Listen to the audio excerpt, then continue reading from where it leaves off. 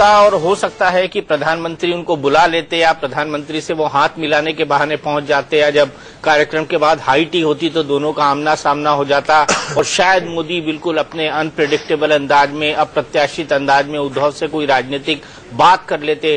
तो उद्धव क्या जानबूझकर नहीं आए हैं? उद्धव ने जानबूझकर ये दूरी बनाए रखी? उद्धव क्या जानते हैं कि प्रधानमंत्री उनको इग्नोर कर सकते थे?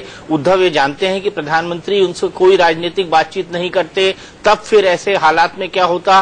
तो उद्धव ने क्या जानबूझकर ये दूरी बनाई है, या उद्धव इस बात से सहमे या डरे हुए थे कि अगर प्रधानमंत्री ने उनको राजनीतिक तौर पर भाव नहीं दिया, व्यक्तिगत तौर पर भाव नहीं दिया तो क्या होगा? तो कहीं न कहीं उद्धव के मन में कशमकश है, कहीं न कहीं उद्धव के मन में पशुपेश है, और यही कारण है कि वो इस कार्यक्रम के अंदर नहीं पहुंचते हैं। क्योंकि अगर वो इस कार्यक्रम के अंदर पहुंच जाते तो हर कैमरामैन की नजर, हर रिपोर्टर की नजर, हर लाइव कर रहे शॉट वाले की नजर, हर कहीं किसी की नजर उद्धव ठाकरे पर टिकी होती और उनका एक छोटा मूवमेंट बिल्कुल कैमरे की नजर में आता। हमने देवेंद्र फडणवीस को देखा, हमने विनोद तावड़े को देखा, इनसे उद्धव किस ढंग से मिलते हैं, इनसे किस ढंग से बात करते हैं, उनको कहां बिठाया जाता है, कहां वो नहीं बैठते हैं, इन तमाम चीजों का विश्लेषण होता। तो मुझे लगता है कि उद्धव ने जानबूझकर इस कार्यक्रम में आना ठीक नहीं समझा, क्योंकि इसकी कई राजनीतिक अटकलें लगाई जाती है। यानी उद्धव के मन में पशुपेश बरकरार है, यानी बीजेपी शिवसेना की गाड़ी अभी कहीं तक आगे नहीं बढ़ी है। कहने का मतलब यह है वो स्माइल करते तो भी खबर बनती और सीरियस बैठे रहते तो भी खबर बनती, वो कुछ भी करते तो भी खबर बनती, नहीं आए वो भी खबर बन रही है, और नहीं आए वो भी खबर बन रही है। ये वही उसी तरह का सवाल हुआ कि आपने अपनी बीवी को पीटना कब बंद किया है? उसका जवाब अगर आप हाँ में दे तो फंसते हैं, ना में दे तो फंसते हैं,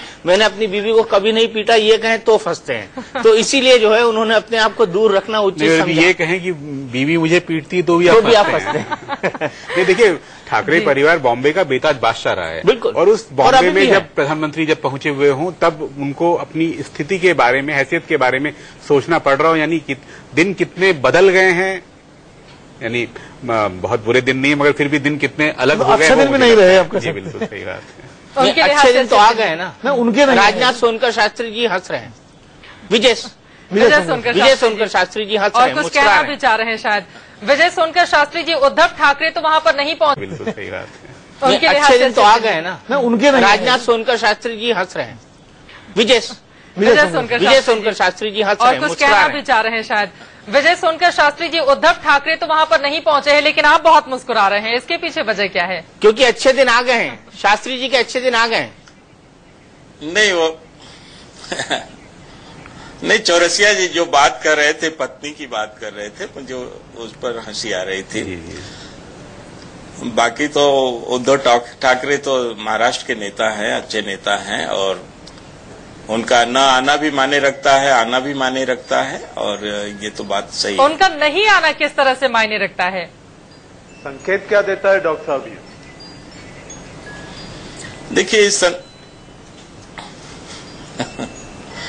देखिए इस संदर्भ में मैं बस इतना कहूंगा कि ये उनका अपना व्यक्तिगत मामला है, इस वजह से वो आए नहीं आए, और जहां तक आप लोग उसकी मायने निकाल रहे हैं मैं उसकी बात कर रहा हूं। बाकी भारतीय जनता पार्टी तो वहां पर जो करना था किया, और एक अच्छा स्कोर वहां पर खड़ा किया, ऐतिहासिक विजय हासिल किया, और खास तौर से हम लोगों की तो यही अपेक्षा है कि जो महाराष्ट्र का हित चाहता है, जो महाराष्ट्र की जनता का हित चाहता है, जो महाराष्ट्र के लिए अच्छा काम करना चाहता है, उसको सरकार बनाने के में सहयोग करने की जरूरत है। वो तो एनसीपी ने कर दिया सहयोग आपको, आप ले लीजिए। शास्त्री जी, महाराष्ट्र की जनता के हित में एनसीपी ने आपको बिना शर्त समर्थन देने का ऐलान कर दिया है, तो स्वीकार कर लीजिए, क्या दिक्कत है? देखिए, अभी स्वीकार करना न करने की बात नहीं है, उन्होंने तो घोषणा किया है, और ये घोषणा आप लोगों के माध्यम से ही हम लोग देख रहे हैं। पर अभी हमारी पार्टी के किसी व्यक्ति की ना उनसे कोई बात हुई है और ना बात होने की कोई संभावना है, क्योंकि अभी हमारे जो विचार है और हमारी पार्टी के जो लोगों के विचार हैं वो वहां पर निसंदेह सरकार बनाने की है, और हम सरकार बनाने जा रहे हैं। पर जो अंदर का क्या रणनीति है, क्या बातें हैं, अभी इसका खुलासा समय पर किया जाएगा। अंदर की बात बताने को आप तैयार नहीं है। इस बीच हमारे साथ कांग्रेस पार्टी के प्रवक्ता भी जुड़े हुए हैं, मुकेश नायक जी, उनके पास मैं चलूंगी, लेकिन उसके पहले मनीष अवस्थी हमारे राजनीतिक संपादक मुंबई से हमारे साथ जुड़े हुए हैं। मनीष जी, उद्धव ठाकरे नहीं पहुंचे इस कार्यक्रम में, जबकि उन्हें जाना था, बकायदा इनवाइट भी किया गया था। इसके मायने क्या निकाले जाए? देखिए चित्रा, अभी अनुज जी कह रहे थे कि ठाकरे परिवार कुछ समय पहले मुंबई का बेताज बादशाह था। अनुज जी, हर दिन होत न एक समान, और यही स्थिति अब हो गई है। जब से मोदी लोकसभा चुनाव में उनका जो पताका उन्होंने लहराई है, उसके बाद विधानसभा में जो बीजेपी ने अपनी वक़्त और अपना रसूख महाराष्ट्र में दिखाया है, उसके बाद अब ठाकरे परिवार को भी ये लगने लगा है कि भाई सब कुछ दिन एक जैसे नहीं रहते। इस कार्यक्रम में ना आने की सूचना इंडिया न्यूज के दर्शकों को हमने सवेरे ही दे दी थी कि उद्धव ठाकरे नहीं आएंगे, उनकी मुलाकात इस कार्यक्रम में नहीं होगी। अब जहां तक बात करें कि उनके इस कार्यक्रम में नहीं पहुंचने की वजह यह है कि अभी भी बातचीत चल रही है। बातचीत जो शिवसेना की तरफ से प्रस्ताव है वो ये है कि 4 कैबिनेट मंत्री और 10 राज्य मंत्री, अगर बीजेपी इसको मानती है, इसमें हालांकि विभागों को लेकर बातचीत चल रही है, लेकिन 10 और 4 की बात को लेकर बीजेपी तैयार नहीं है। बीजेपी जो कह रही है 8 और 4 कैबिनेट और 8 राज्य मंत्री, इसी को लेकर बातचीत है। और मेरे ख्याल से देवेंद्र फडणवीस, विनोद तावड़े और ये लोग जब अब प्रधानमंत्री से मिलेंगे, जो कि हवाई अड्डे पर जब उन्हें विदा करने जाएंगे, तो इस बीच जो उनकी बातचीत होगी उसमें सारी तस्वीर साफ होगी और तभी ये हो पाएगा कि आगे कैसे बढ़ा जाए। क्योंकि 27 तारीख को विधायक दल की बैठक होनी है, पर्यवेक्षक आने हैं, राजनाथ सिंह, जेपी नड्डा आएंगे। उसके बाद एक चेहरा, जिस चेहरे को लेकर सब अटकलें लगा रहे थे, लेकिन हम अब अपने इंडिया न्यूज के दर्शकों को बताना चाहेंगे कि चेहरा मोहरा तय हो चुका है कि महाराष्ट्र की कमान देवेंद्र फडणवीस के हाथ में देनी है। चेहरा मोहरा भी तय हो चुका है, जगह भी तय कर दिया गया है, जहां पर सीएम अपने पद की शपथ लेंगे, पद और गोपनीयता की। जी बिल्कुल। मनीष जी, एक सवाल पूछना चाहूंगा। जब महाराष्ट्र में 42 मंत्री बन सकते हैं और 2:1, 2 और 1 का जब फॉर्मूला होना है, तो 14 मंत्री मिलना तो शिवसेना, यानी वो मांगना शिवसेना की वाजिब बात है। 14 3 42, 14 इनके, 28 उनके, यानी शिवसेना 1995 के फॉर्मूले से बहुत दूर आकर के जो भाजपा चाहती थी, जो कि 2-3 दिन पहले जो स्टोरी फ्लोट हुई थी कि बीजेपी के दुगने चूंकि विधायक, इसलिए 2:1 का रेशो रखा जाए। उस रेशो पे तो 14 मंत्रियों का बनना तो मांगा जाना तो लाजमी बनता है। तो भाजपा उससे पीछे क्यों हट रही है, 12 पर क्यों अड़ना चाह रही है? देखिए, भाजपा ये समझ गई है कि अब शिवसेना अनुज हो गई है। अनुज जी, ये समझना होगा। और जहां तक भाजपा दबाव तंत्र के तहत शिवसेना को दबा के हर चीजें का, हर मांग पे स्वीकार होने का सवाल ही पैदा नहीं होता, जो बीजेपी सोच रही है। बीजेपी ये चाह रही है अगर हमारी शुरुआत इस दबाव तंत्र से होगी तो 5 साल भली भांति निकल जाएंगे। देवेंद्र फडणवीस एक मंत्री के रूप में वो कभी काम नहीं किए, लेकिन 3 बार विधायक जरूर रह चुके हैं, लेकिन उन्हें कोई तकलीफ ना हो, इसलिए पहले से इतना प्रेशर फॉर्म कर दिया जाए कि सब कुछ देवेंद्र जैसा चाहे वैसा होता रहे, बीजेपी जैसा चाहे वैसा होता रहे। इसी के तहत उनकी पूरी मांग न मांगते हुए, हालांकि बातचीत का दौर शुरू है, मैं अब भी ये नहीं कह रहा, मेरी जानकारी में 10 और 4 का है, लेकिन दूसरी जानकारी भी ये है कि 8 और 4 पर बात तय हो सकती है और हो जाएगी, मुझे ऐसा लगता है। और ये तस्वीरें हम दिखा रहे हैं, उद्घाटन करने के लिए प्रधानमंत्री नरेंद्र मोदी इस वक्त मौजूद है और उद्घाटन कर दिया गया उनकी ओर से। Sir H.N.. Reliance foundation and research centre के उद्घाटन के लिए प्रधानमंत्री वहां पर पहुंचे हुए थे, लेकिन जो खबर बनी हुई है वो ये बात है, उद्धव ठाकरे जिन्हें बकायदा आमंत्रित किया गया था, तकरीबन महाराष्ट्र के हर बड़े नाम वहां पर मौजूद दिखाई दे रहे हैं, लेकिन उद्धव ठाकरे वहां पर नहीं पहुंचे हैं। प्रधानमंत्री उद्घाटन करके जाते हुए मुकेश नायक जी के पास हम चल जाते हैं। मुकेश नायक जी, दरअसल आज बीजेपी अगर इतनी मजबूत स्थिति में दिखाई दे रही है तो उसके पीछे आपकी पुरानी सहयोगी एनसीपी भी है, उसने ही बीजेपी के दोनों हाथों में लड्डू पकड़ा दिया है। ठीक वैसे ही जोरदार तालियों की गूंज सुनाई देनी चाहिए, क्योंकि ये मुंबई और देखिए, चुनाव के बाद जो ये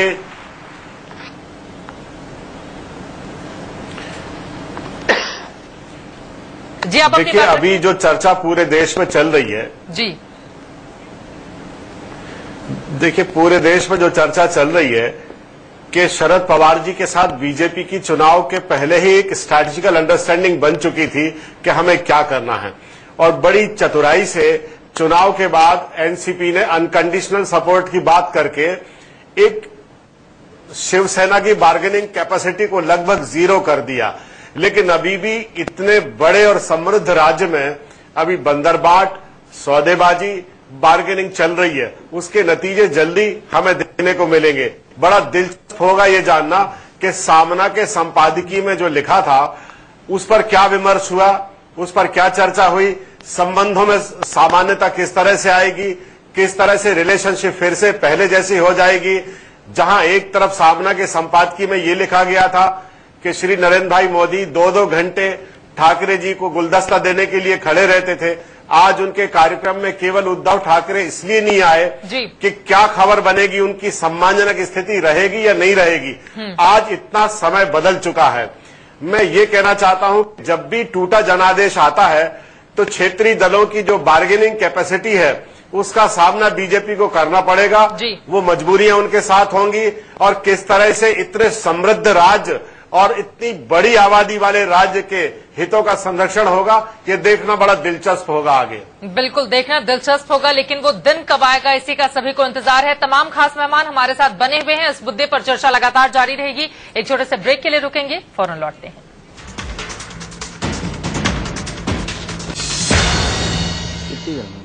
सवाल यही है कि अगर शिवसेना समर्थन करेगी बीजेपी को महाराष्ट्र में, तो कैसे, फॉर्मूला क्या होगा? बीजेपी मानने के लिए तैयार क्यों नहीं है, जबकि शिवसेना इस इंतजार में है कि बीजेपी उसे इनवाइट करे सरकार बनाने के लिए। इसी मुद्दे पर हमारी चर्चा लगातार जारी है। और दीपक जी, अब ये सवाल, दरअसल वास्तव में स्थिति यही है, शिवसेना इस वक्त वेट एंड वॉच की स्थिति में है और उसे इंतजार है कि निमंत्रण पत्र बीजेपी की ओर से दिया जाए, जबकि बीजेपी के नेता तो बिल्कुल भाव ही नहीं दे रहे हैं। अगर इस तरह से हम कहें तो शायद गलत नहीं होगा। मुझे नहीं लगता शिवसेना वेट एंड वॉच की सिचुएशन में, शिवसेना इस वक्त बड़ी तड़प रही है, बड़ी बेचैन है कि कैसे भी भारतीय जनता पार्टी के आला कमान का कोई भी नेता आए, हमसे बात करे, कोई प्रपोजल हमारे सामने रखे। दरअसल अभी तक जितनी भी कोशिशें हुई है शिवसेना की तरफ से हुई है, चाहे वो सुभाष देसाई हो, चाहे वो अनिल देसाई हो, चाहे वो संजय राउत हो, सबने अपने ढंग से फिलर भेजने की कोशिश की है। उद्धव ठाकरे इस बात पर अड़े हुए हैं कि अमित शाह या नरेंद्र मोदी या कोई बड़ा नेता उनसे बात करे। बीजेपी हाईकमान ये कह रहा है कि स्टेट लीडरशिप हमसे बात करे।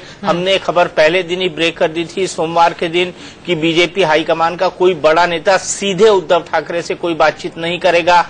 कोशिश ये की जाएगी कि दोनों के स्टेट लेवल के लीडरशिप कोई फॉर्मूला आपस में तैयार कर ले।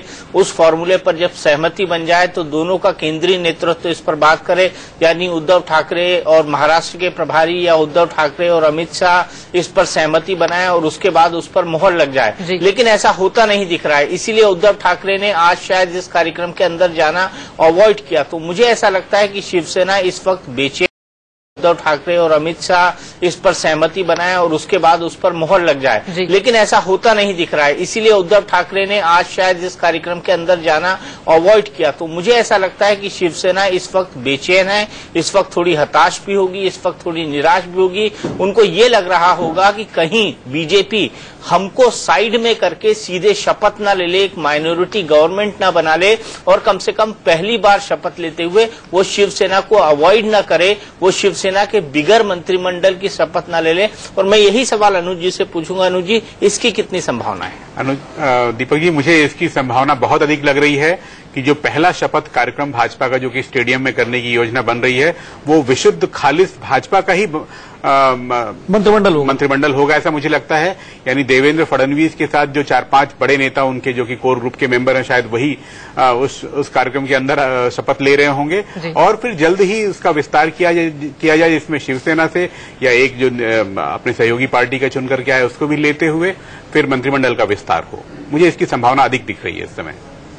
चित्रा, तो ये एक बहुत पॉसिबल सिनेरियो हो कि ऐसा भी हो सकता है और शिवसेना को बाद में लिया जाए, शिवसेना को बाद में लिया जाए, यानी कि और ज्यादा दबाव बनाने की कोशिश। अब यही सवाल विजय सोनकर शास्त्री जी, क्या वास्तव में इस वक्त जो शिवसेना की मजबूरी है, बीजेपी उसका पूरा फायदा उठा लेना चाहती है, इसीलिए अभी ज्यादा भाव नहीं दिया जा रहा है शिवसेना को? चित्रा जी, ऐसी बात नहीं है। देखिए, शिवसेना हम लोगों के साथ एक नेचुरल एलाइज के रूप में लंबे समय तक काम किया है और आज भी उनके नेताओं की हम कदर करते हैं, पर कुछ बातें ऐसी थी जो बीच में जो उचित नहीं थी, जो शिवसेना की तरफ से आई थी। पर आज जो कुछ भी अब होने वाला है उस पर भारतीय जनता पार्टी का शीर्ष नेतृत्व विचार मंथन कर रहा है और वहां पर बेस्ट पॉसिबिलिटी की बात चल रही है। जहां तक सरकार बनाने की बात है और सहयोग लेने की बात है, इस संदर्भ में भी विचार चल रहे हैं और वो समय पर सामने आएगा। लेकिन उसमें अभी तक जो भी बातें आ रही हैं ये सब अटकलबाजियां हैं और इन अटकलबाजियों पर तो इसका खुलासा तो तभी होगा जब समय के साथ जब शपथ ग्रहण समारोह इत्यादि होगा और हम सरकार बनाने के लिए अग्रसर होंगे। अरे तो शिवसेना साथ होगी कि नहीं शपथ ग्रहण समारोह में? बगैर आग के धुआं नहीं उठता। नहीं, देखिए मनीष जी, बिल्कुल आप सही कह रहे हैं, लेकिन हकीकत ये है कि मैंने कहा ना कि इस पर विचार चल रहे हैं, लेकिन अभी कोई फाइनल ऐसा डिसीजन नहीं हुआ जो आप लोगों के सामने रखा जाए, जो जनता के सामने रखा जाए। पर ये बात सही है कि भारतीय जनता पार्टी में कोई भी काम होता है तो सामूहिक रूप से, चूंकि आंतरिक लोकतंत्र हमारी भारतीय जनता पार्टी में है, इसलिए बहुत सोच विचार करके सभी दृष्टिकोण से सोचा जाता है और इसके बाद फाइनली उसको जनता के सामने लाया जाता है। आज हमारे सामने से केवल इस समय जो सबसे बड़ी बात यह है कि हम महाराष्ट्र के हित में काम करना चाहते हैं और महाराष्ट्र के हित में काम करना